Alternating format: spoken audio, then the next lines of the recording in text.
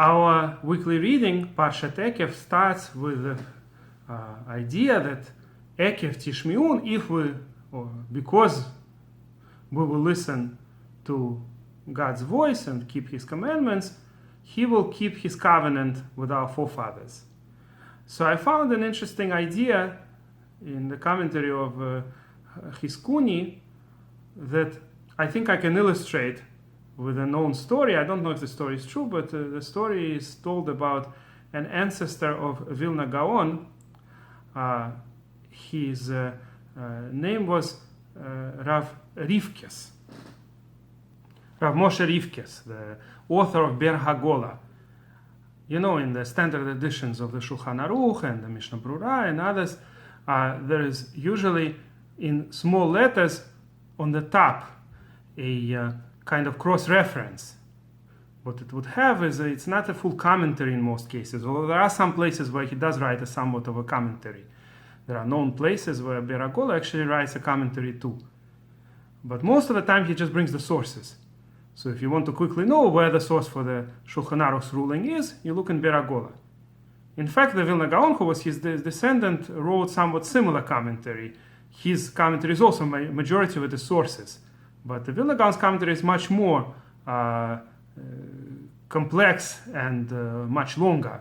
Be-er HaGola, however, is mostly just sources. There are a few exceptions to this rule. Sometimes Be-er HaGola explains certain words. There are also some cases where he actually writes a certain psak.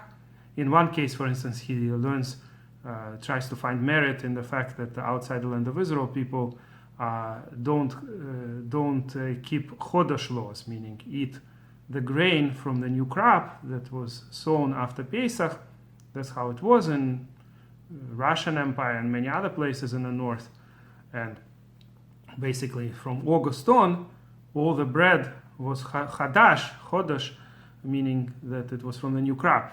And according to Shulchan Aruch, it would be forbidden until the next Pesach. And for half a year, you would have to eat only matzah and not drink beer and not eat any macaroni unless you kept the old flour or old macaroni from before.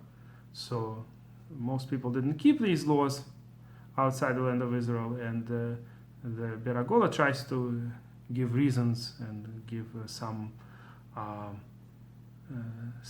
find some zechut, what's called, find some merit in this.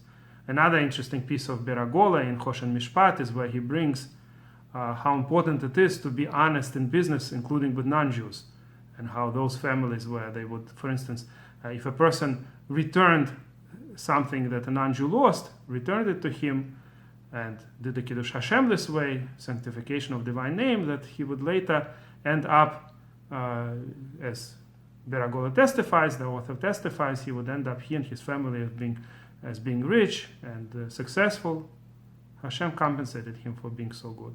And on the other hand, those people who did not behave honestly in business with non-Jews ended up losing all their wealth.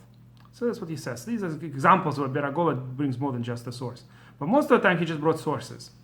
So the story goes that Be-er HaGola had some money saved, and he left it to a descendant of his who will be very righteous and learning Torah, and he would get that money.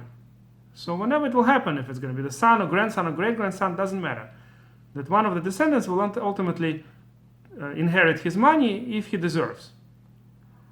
And according to the story, it was the Vilna Gaon who ultimately inherited that money. He definitely was a great Torah scholar, and Gaon, they call him a genius of Vilna. So he was the one to inherit his ancestors' money.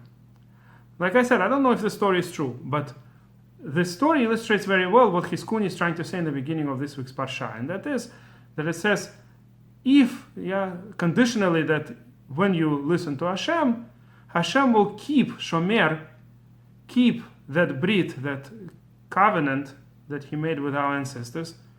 So says Hizkuni that if the generation deserves, it will get the payment of that covenant, if you could say, the spiritual capital, whatever our ancestors got. They were promised that Hashem will keep this covenant for their descendants. But which descendants? If the generation is Zoche, if the generation is meritors, then it will get that. If not, Hashem will skip that generation and wait till the next generation. There's plenty of generations out there. So basically, the brit that we have and the merits that we have based on the brit with the forefathers is conditional on a generation. It's kept. Hashem is Shomer. He's keeping that in potential. If we deserve it, we get it. If not, it'll go to the next generation. And if you like this video, please press like and please subscribe to our channel.